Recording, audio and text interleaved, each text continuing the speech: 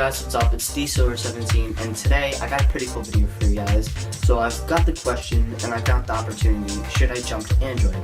Now here's what I was thinking. I personally own an iPhone 5S that I use for my daily driving almost every day.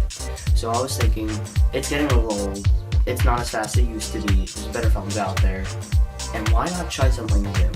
So one of the top front runners on my list would be the Nexus 6. It runs, it has the Adreno 420 GPU, Snapdragon 805 processor clocked at 2.7 GHz, and I'd be getting it with 16 gigabytes of storage and on T-Mobile's Jump network.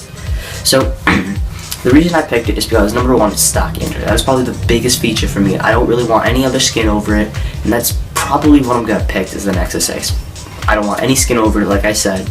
I really hate any bloatware or stuff like that. I don't know, I just don't like it.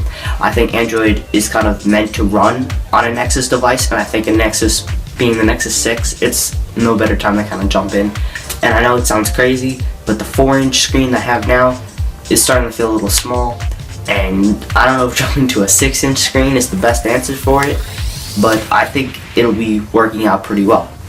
Another reason I would pick the Nexus 6 over almost any other Android smartphone is because of its battery life. Now I know battery life probably isn't its strongest point here, but if you consider that it has a 3220 mAh battery, it's way bigger than the 1500 mAh battery that I have in my iPhone 5S right now. That's pretty much double, little over double the amount of battery life I'd be getting with an iPhone 5S. Another thing I really like about the Nexus 6 is the screen. Obviously it's a 6-inch screen from the name, but another thing I really like about it is how crisp and how nice it is. It runs an AMOLED screen. It also has QHD, which means it's 2560 by 1440, which gives it a pixel density of 493. That way pictures and images be really sharp, and mind you, I'm coming from 1136 by 640 on my iPhone 5S, which has a pixel density of 326. This will definitely be a huge upgrade, and I can actually run QHD content on my phone. A lot of the users is also a blessing for most users. So I went out to a T-Mobile store and I tried out the Nexus 6 for myself because it has a huge screen, and it's actually 6 inches, 5.96 to be exact. But coming from a 4-inch screen on an iPhone 5S to a 6-inch screen is going to be a bit of a jump.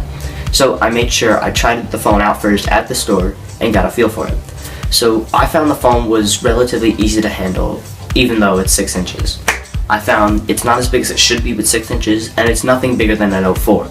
Actually, it's a little bigger, but it's about the same footprint as a Note 4. So if you thought the Note 4 was big, or the Note 4 was too small, or anything with the Note 4, it's exactly the same size. So don't think it's that big, or don't complain about the size. And now onto the HTC One M9. Well, the HTC One M9 is actually coming out next month, and I've been thinking about it a lot. It's supposed to run an Exynos 8-core processor, which sounds impressive, but once you realize how our phones are running right now, it's not that much of a big advantage. You see, quad-core phones right now are doing just fine on Android, and even if you look back a year or two, you can still find phones running quad-core processors that are really holding true to today's standards. So, is an 8-core processor that necessary? In my opinion, no, it's not. The advantage about the HTC One M9 is it's an amazing design. Now, the Nexus 6 had a great design, my iPhone 5S had a great design, and I really think I actually like the Nexus 6 design better, but the HTC One M8 had a great design, aluminum all around, it was metal, I mean, you didn't feel any cheap plastic or anything like that in there. It was 100% quality, and it truly showed it. I think the HTC One M9 will be no different, but honestly, how good is a good design if you don't have good specs and it's not paired with a good battery? That's the thing I've been looking at. Well, personally, I went to the store and I felt the Nexus 6 and it felt really comfortable in my hand, very easy to use, and that's why I'm kind of leaning towards the Nexus 6 even on the design part, which was known to be the HTC One M8's favorite feature. You might also ask, why not an iPhone?